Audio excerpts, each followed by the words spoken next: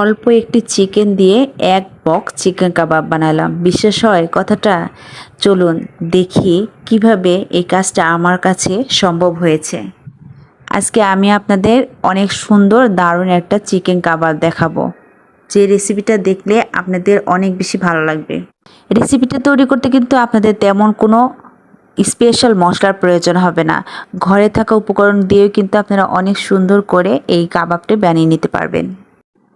শুরুতেই আমি এখানে চিকেনের কিছু বেস্টের মাংস নিয়ে নিয়েছি, আর এখানে 1.5 কাপের মতো হচ্ছে আমি বুটের ডাল নিয়ে নিচ্ছি, আর কিছু পেঁয়াজ কুচি দিয়ে দিলাম, আর এখানে কিছু কাঁচামরিচ দিয়ে দিলাম গোটা জিরে, কিছু গোলমরিচ আর এলাচ আর দারচিনি কিছু, হলুদের গুঁড়ো দিয়ে দিব একটু মরিচের গুঁড়ো, লবণ আর পানি।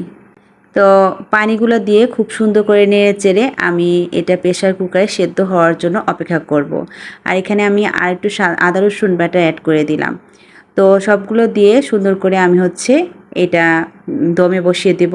দেখতে পারতেছেন সেদ্ধ হয়ে গেছে। তো আমার একটু পানি পানি লাগতেছে দেখে আমি এটা আর একটু পানিটা টেনে নেব। দেখুন সুন্দর করে কিন্তু টানা হয়ে গেছে। 4 টুকরো পাউরুটি পিস নিয়েছিলাম এবং সেই 4 টুকরো পাউরুটি পিস সুন্দর করে ব্লেন্ডার করে আমি গুঁড়ো করে নিয়েছি। চিকন সেদ্ধটুক আমি হচ্ছে একটি ব্লেন্ডার জারের মধ্যে নিয়ে সুন্দর করে ব্লেন্ড করে নিয়েছি।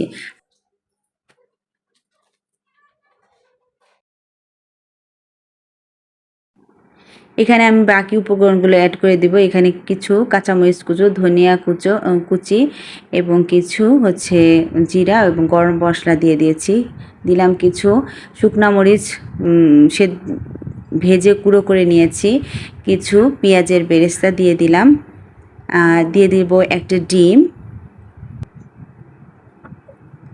সবগুলো উপকরণ সুন্দর করে হাত দিয়ে মাখিয়ে নেব। মাখানোর পরে দেখব যে আমার ডোটা কতটুকু নরম হয়েছে। ডোটা কিন্তু একটু শক্ত হতে হবে যেন সুন্দর হচ্ছে একটা গোল শেপ দিতে পারি।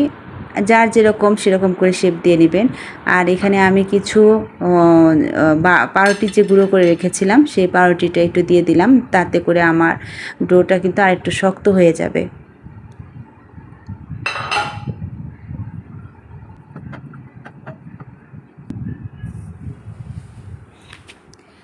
আমি এখানে স্বাদের জন্য ঘরে ছিল আমার ম্যাগি মশলা, ম্যাগি মশলাটা আমি এখানে অ্যাড করে দিলাম। এটা একদমই অপশনাল, এটা আপনার ইচ্ছা হলে দিবেন, না হলে না দেবেন।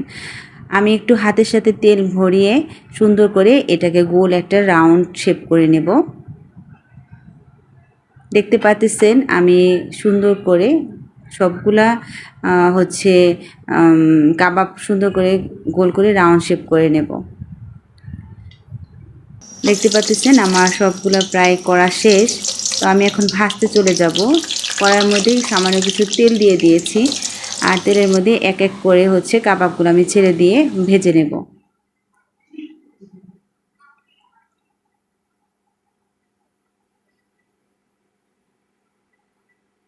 তো হয়ে গেছে মজাদার স্বামী কাবাব। তো কার রেসিপিটি কেমন লাগছে, ভালো লাগলে অবশ্যই লাইক কমেন্ট দিয়ে শেয়ার দিয়ে পাশে থাকবেন। আজ এই পর্যন্ত, আল্লাহ হাফেজ।